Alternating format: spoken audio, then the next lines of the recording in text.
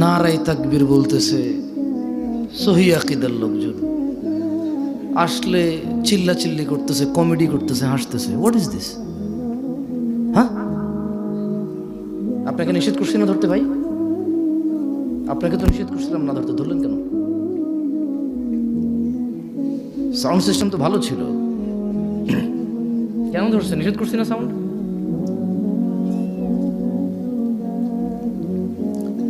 কি মানে হুজুররা এসা বলে ওয়ামাই ইউশরিক বিল্লাহ ফাকাদ যাল্লা দালালাম বাঈদা, যে শিরিক করলো সেই পথভ্রষ্ট হইল, শিরিক ছাড়া সব গুনাহ আল্লাহ মাফ করে দেবে, এই জন্য যাতা শুরু করে দিয়েছেন নাকি? অবাক কাণ্ড, চেরাগের নিচে অন্ধকার। আজকে এই বক্তব্যে, যেহেতু গত 2-1 বছর বক্তব্য দেই না বললেই চলে, তো এইখানে উপস্থিত হয়ে বুঝলাম যে চেরাগের নিচে আলো, এটার বাস্তব প্রমাণ। তামাশা করতেছেন আপনারা, হাসতেছেন, হুই হাই, হাওলা ওয়ালা কুওয়াতা ইল্লা বিল্লাহ। ইত্তাকু রাব্বাকুম ইয়া নাস, আল্লাহকে ভয় করেন হাক্কা তুকাতি, যেভাবে ভয় করা উচিত, হাক্কা তুকাতি। এই তোমরা সাউন্ড সিস্টেমটা ধরতে আমি না করছিলাম তোমাদেরকে, আগে যেরকম ছিল শুরুতে ওই সেটিং নিয়ে যাও। আমি উঠছি যখন, যেই সেটিংটা ছিল ওইখানে নিয়ে যাও। বিরক্ত লাগছে এখন, এটা কানের মধ্যে এসে লাগতেছে। আর শ্রোতারও দোষ নাই। কি হাসির কি হয়েছে এখানে? কি হাসি মানে কি? হাসতেছেন কেন আপনি? বুঝতেছি না তো। আপনারা বললেন সাউন্ড বাড়াইতে, উনি সাউন্ড বাড়াইছে, এখন কা করে খালি এটা। বিসমিল্লাহ, ঠিক আছে ঠিক আছে, বিসমিল্লাহ। তো যুবকের অবক্ষয় নিয়ে কি কথা বলবো?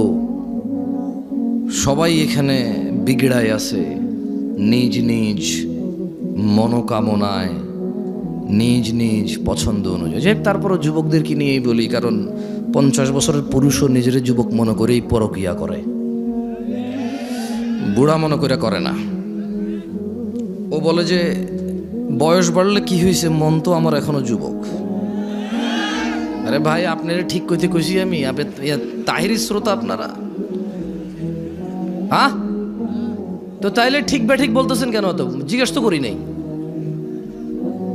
ভাই, সরি ভাই, কিছু করার দেয়। ওই যে ভিডিও ম্যানরা বলবে যে জামশেদ মজুমদার কি অহংকার নিয়ে কথা বলে, মানুষের তুচ্ছ করে কথা বলে। আরে গেলা ওনারা কি করতেছে এখানে? আসতে ইসলাম শিখতে আসে, ঠিক বেঠিক আপনি সিদ্ধান্ত দিবেন। যখন থেকে শ্রোতারা ঠিক বেঠিক সিদ্ধান্ত দিচ্ছে, তখন থেকে বক্তারা যা খুশি তা বলে যে ঠিক কিনা, লোকে কয় ঠিক ঠিক হয়ে যায়, শেষ। আর কোনো মানদণ্ড নাই ঠিক বেঠিকের, কোনো কোরআন সুন্নাহ থেকে দলিল প্রমাণ লাগে না। খালি বক্তা কবু ঠিক কিনা, শ্রোতা কবু ঠিক, এই ঠিক, ব্যাস। যুব সমাজের অবক্ষয়তার কারণ যদি নিয়ে কথা বলি, সবগুলো তো দূরের কথা,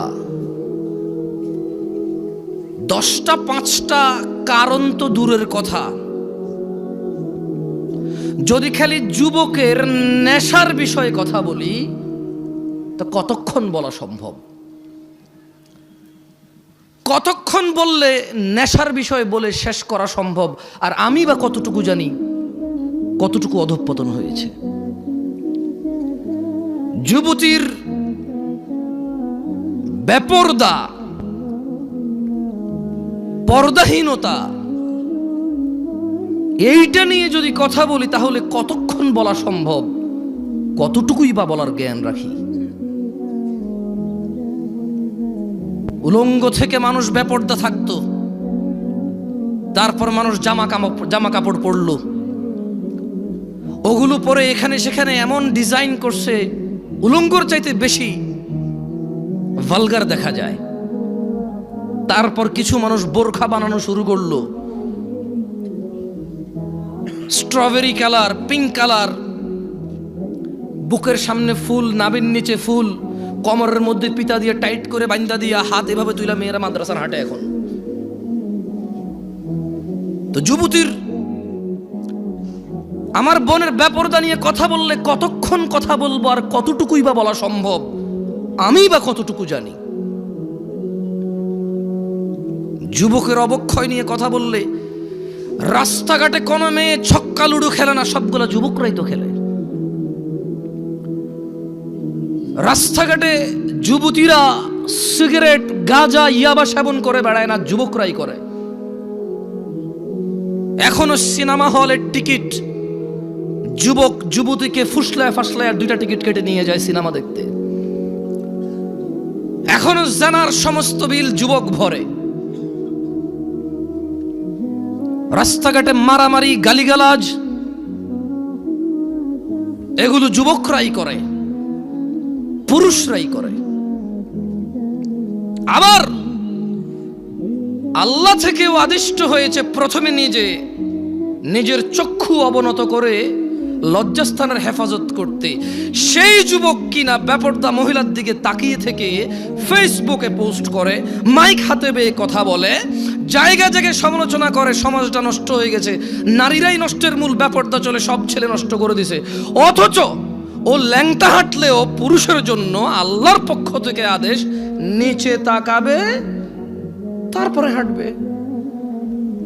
ও নিচে তাকাবে না, নিজেরটা মানবে না, আরেকজন মানে নাই সেটার সমালোচনা করে বেড়ায় যুবক। এখানকার যুবকের ধারণা পর্দা মানে হচ্ছে মহিলা, পর্দা মানে মা, বোন, স্ত্রী, কন্যা, দাদি, নানি, ফুফি, খালা। পর্দা মানে মহিলা। যখন তারা পর্দাকে এভাবে খ্রিস্টানদের মতো, ইহুদি নাসারাদের মতো যখন পরিবর্তন করতে শুরু করলো পর্দার মিনিং, তখন আল্লাহর আযাব এদের উপরে চলে আসছে। এদের মহিলারা বলতেছে যে আরে পর্দা কি পোশাকে আছে নাকি, মনে হলো পর্দা। কারণ এরা পর্দার অপব্যাখ্যা করেছে, এরা পর্দার মানে সমস্ত মহিলার বদনাম করেছে। কিন্তু নিজেকে যে আল্লাহ নিচের দিকে তাকানোর জন্য বলেছে, ওই মহিলার দিকে না তাকাইতে বলেছে, নিষেধ করেছে, সেটা মানেনি। ঘরে সিলিন্ডার গ্যাস ব্লাস্ট হইলে নতুন বউ মারা গেছে, পুকুরে পড়ে মারা গেলে নতুন বউ মারা গেছে, যে বউটা যৌতুক দেওয়ার কথা ছিল যৌতুক দিতে পারে নাই, মোহর দিয়ে বিয়ে করার কথা ছিল, পুরুষ যৌতুক নিচ্ছে। এরপরে বলতেছে সমাজে পুরুষ নির্যাতন হয়, আপনারা জানেন না। তো তুই কি পুরুষ রে বেটা? পুরুষ তো মহিলাকে টাকা দিয়ে বিয়ে করে, তুই তো টাকা নিচ্ছিস। পুরুষ তো মহিলাকে টাকা দিয়ে বিয়ে করে, পুরুষ উপার্জনের জিম্মেদার নিজেকে মনে করে। মা বোনকে কাজে লাগাই দেয় না, মেয়েকে কাজে লাগাই দেয় না। পুরুষ মর্যাদা সম্পন্ন হয়, বলবে 3 বেলা খাবো, না পারলে 2, না পারলে 1।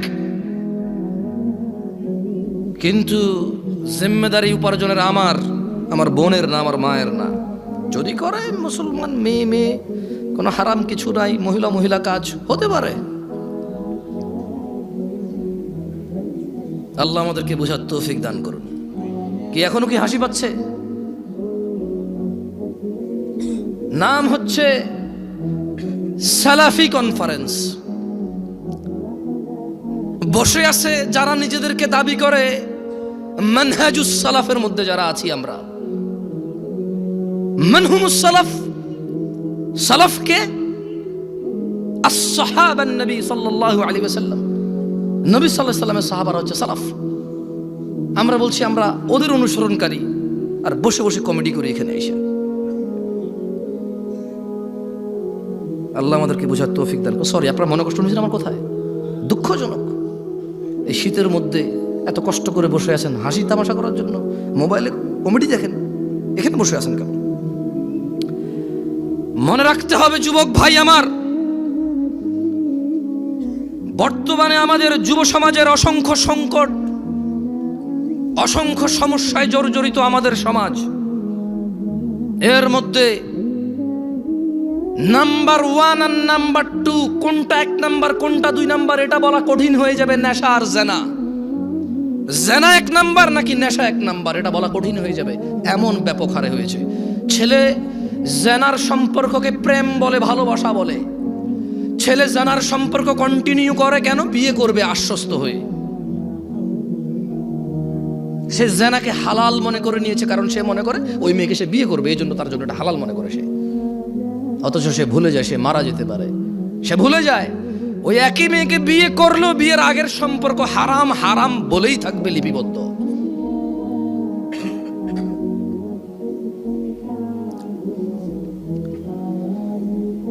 যুব সমাজ মাদকের মরণ নেশায় মেতে উঠেছে। বর্তমান সময়ে অধিকাংশ যুবক মাদকে আক্রান্ত, ধ্বংসের অবলীলায় নিপতিত হতে দেখা যায়। বিভিন্ন ধরনের মাদকের সয়লাভ যুবকদের মধ্যে ছড়িয়ে পড়াতে তারা কোনো না কোনো উপায়ে নেশাগ্রস্ত হয়ে পড়েছে। যারা নেশা করে তারা অধিকাংশই জানে নেশা কোনো রকম উপকারী বা ভালো কাজ নয়, এবং তা মানুষের জীবনাশক্তি বিনষ্টকারী। এইসব জেনে শুনেও যুবক মাদকাসক্ত নেশার অন্ধকার জগতের মধ্যে থাকতে চায়। ও থাকতে চায় নেশায় বিভোর হয়ে, উদাসীনতায় মেতে থাকতে চায়, এটা জেনেও যে নেশা ওকে ধ্বংসের সর্ব উচ্চ পর্যায়ে নিয়ে যাবে, ধ্বংসের সর্বশেষ পর্যায়ে নিয়ে যাবে, এটা ও জানে, তারপরও সে মেতে থাকতে চায় নেশায়।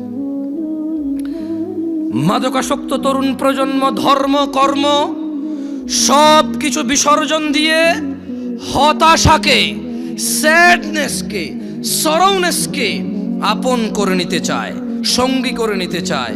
জীবনের চলার পথ থেকে বিভ্রান্ত হয়ে পড়েছে এবং বিবেক বুদ্ধি হারিয়ে সামাজিকতা থেকে দূরে সরে যেতে চায় যুবক, নেশায় আসক্ত হয়ে, নেশাকে আপন করে নিয়ে।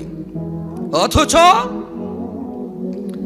মুসলমানের সন্তান জুমআ পড়ে, খুতবা শুনে, ওয়াজে আসে, মক্তবে পড়েছে, মাদ্রাসায় পড়েছে, ওর পরিবারের কেউ না কেউ মাদ্রাসায় পড়েছে, ও ওয়াজ শুনে ইউটিউবে, তারপরেও সে ইসলামের বিধিবিধান সম্পর্কে গাফেল ও বেপরোয়া।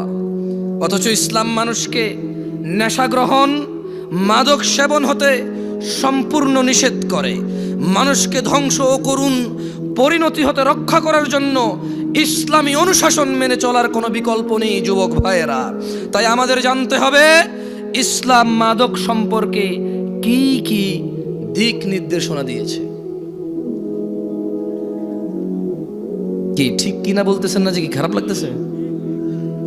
তা 2-3 বার জিজ্ঞেস করে নি, বলেন, তাহলে ঠান্ডা হয়ে যাবেন। বলবেন যে এত কষ্ট করে ওনার লাগে বসে আছি, উনি একটা বারও ঠিক কিনা করুন না, ঠিক বলতে পারলাম না। আজকে তো ওয়াজে যে ঠিক হয়েছে স্বীকৃতি দিতে পারলাম না, সার্টিফিকেট দিতে পারলাম না, ঠিক কিনা? ভালো হয়েছে, ঠিক আছে, আর ভালো লাগবে না।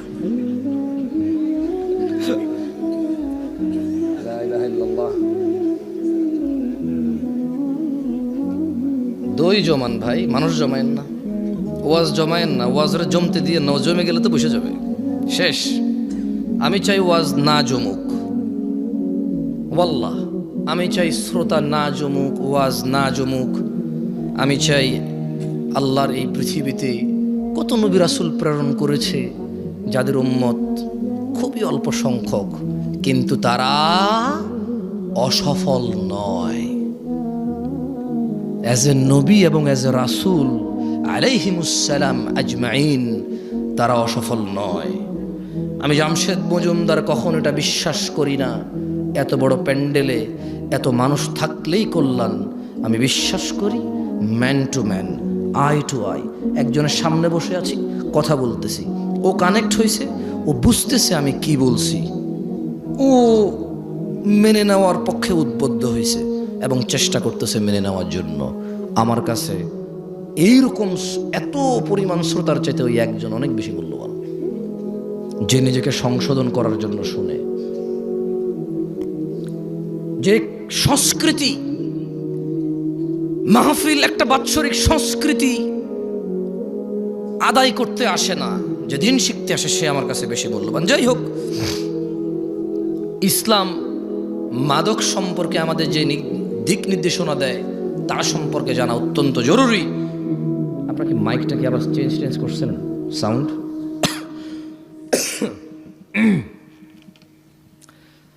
রাসূলুল্লাহ সাল্লাল্লাহু আলাইহি ওয়াসাল্লাম মাদক সম্পর্কে সতর্কবাণী উচ্চারণ করে বলেন, যে কোনো ধরনের নেশাজাত পানীয় হারাম।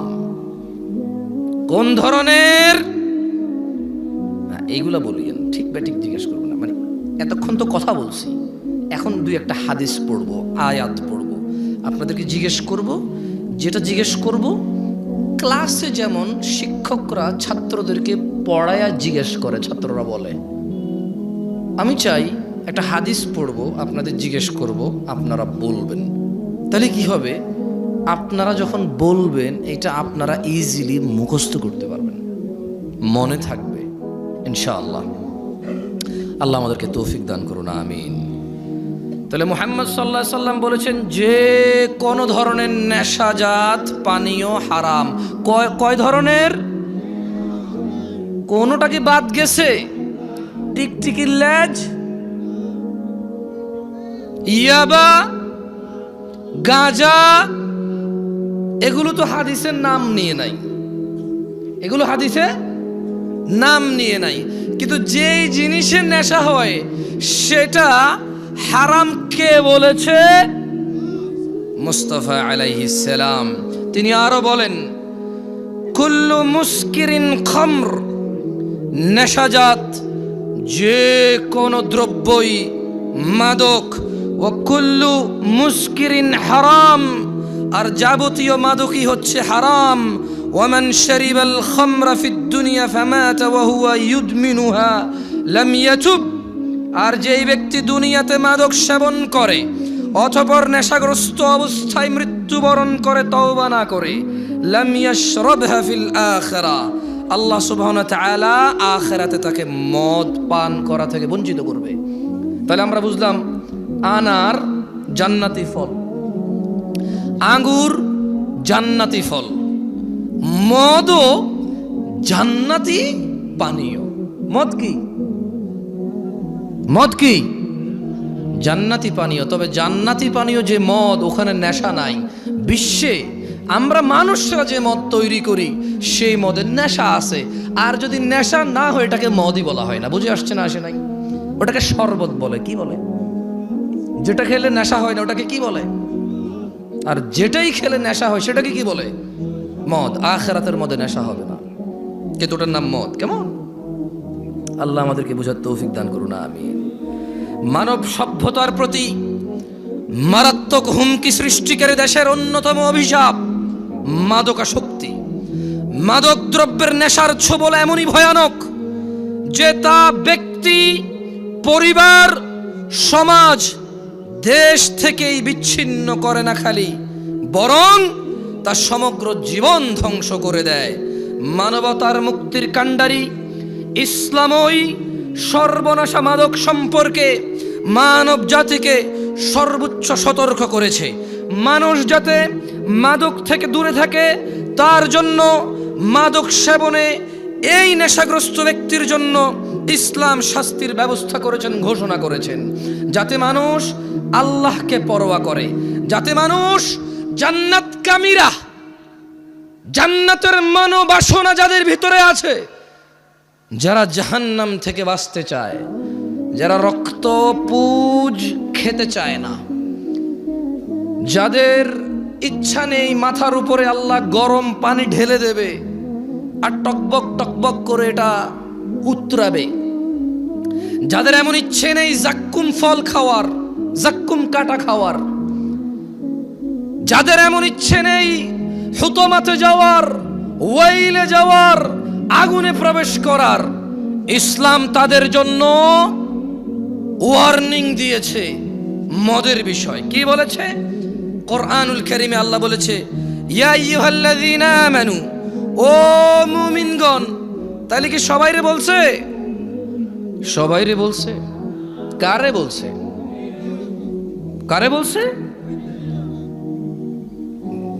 অমুসলিমদেরকে বলে নাই? Irrelevant to them. Because they don't believe in Allah সুবহানাহু ওয়া তাআলা। তারা আল্লাহকে বিশ্বাস করে না, সো তারা আখিরাতকে বিশ্বাস করে না, জান্নাতকে বিশ্বাস করে না, জাহান্নামকে বিশ্বাস করে না, বলে যে আমরা দেখছি না তো এটা। অথচ তারা আলোকে বিশ্বাস করে, দেখা যায় না, বাতাসকে বিশ্বাস করে, দেখা যায় না। এরপরে আবার প্রতিবেদন আসবে এই জমিন থেকে অমুক গ্রহে যেতে 10 লক্ষ কোটি বছর লাগবে। তুই কেমনে বুঝছস? তুই কি গেছস? যা ফিরে আসছিস তো বুঝছিস, হ্যাঁ আমি গেছি, 10 লক্ষ কোটি বছর লাগছে আমার। হ্যাঁ, তারা এগুলো বিশ্বাস করে। অবশ্য আমি বলছি না যে ভুল, তবে আমি সঠিকও বলতে পারবো না, কারণ কোনো একটা জিনিসের দূরত্ব বলার জন্য জরুরি হচ্ছে আমি ওই দূরত্বটা বুঝবো, গতিটা বুঝবো, ক্যালকুলেশন করবো যে হ্যাঁ এতদিন পরে যায় পৌঁছাবে। এখন একটা জিনিস 10 লক্ষ কোটি বছর দূরে, আমি কেমনে বুঝছি এটা 10 লক্ষ কোটি বছর? মানে আমি কিছু কি, মানে কোন একটা গতিশীল কিছুকে তো বানাইতে হয়েছে, বানায় মাপতে হয়েছে, এটা যদি এই গতিতে যায় তাহলে 10 লাখ কোটি বছর লাগবে। এখন এটা এই গতিতে 10 লাখ কোটি বছর লাগবে কেমনে বুঝছি? ওই দূরত্ব তো আমি দেখতেছি না। তারা এগুলো বিশ্বাস করে।